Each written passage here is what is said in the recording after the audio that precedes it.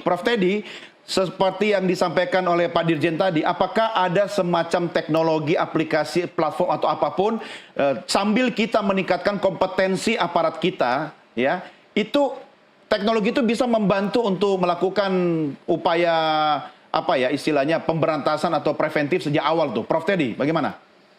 Ya, saya kira dari sisi teknologi sudah banyak ya Pak Bang Doni ya kalau kita bicara ini bicara misalnya supaya judi online itu jangan masuk ke server-server di seperti tadi ada 500 di pemerintah gitu ya.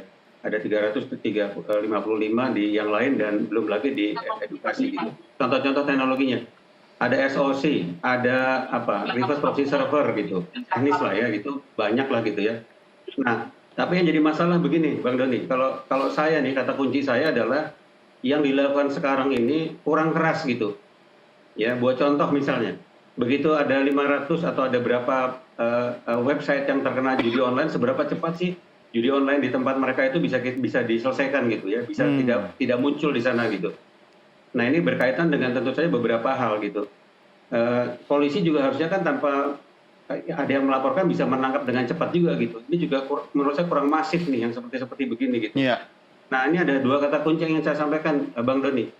Yang pertama adalah berkaitan dengan komunikasi ya. Berulang-ulang itu kan komunikasi artinya gitu. Nah, ini komunikasi ini harus diputus gitu. Jadi diputus ke customernya ini para pemain penjudinya begitu. Nah, ini harus diputus dengan cepat gitu. Memutus ini butuh awareness dari pimpinan.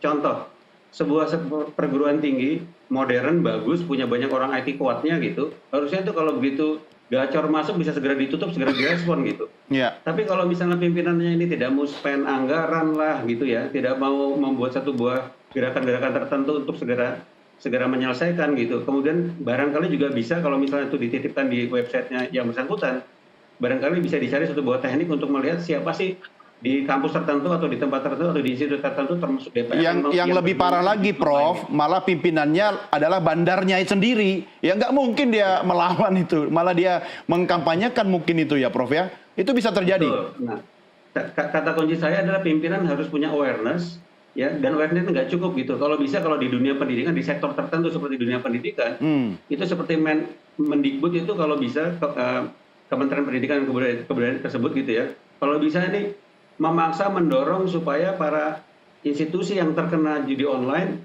pimpinannya harus segera action gitu ya Pak. Ya bisa mematahkan pemainnya dan juga bisa segera mungkin lah diberikan apa delivery time lah gitu. Jangan sampai lebih dari 2 hari masih ada di sana misalnya atau kalau perlu 5 menit hilang gitu. Ya, itu yang pertama Bang Doni. Yang kedua yang sangat penting menurut saya, judi online itu transaksinya pakai menggunakan mekanisme apa namanya channel-channel keuangan ya Bang Doni ya. Nah, channel-channel keuangan ini menurut saya harus diputus. Begitu ketahuan itu masuk ke judi online, putus gitu. Jadi itu maksud saya supaya kerasnya itu ada di sana gitu. Kalau bayangkan ya, kalau komunikasi itu reduce, terus tiba-tiba itu channel buat dia transaksi juga tiba-tiba tertutup, nah itu dia mau main judi online live dari mana gitu ya. Nah ini dua hal seperti begini menurut saya satu strategi bagus yang perlu dikembangkan gitu. Oke.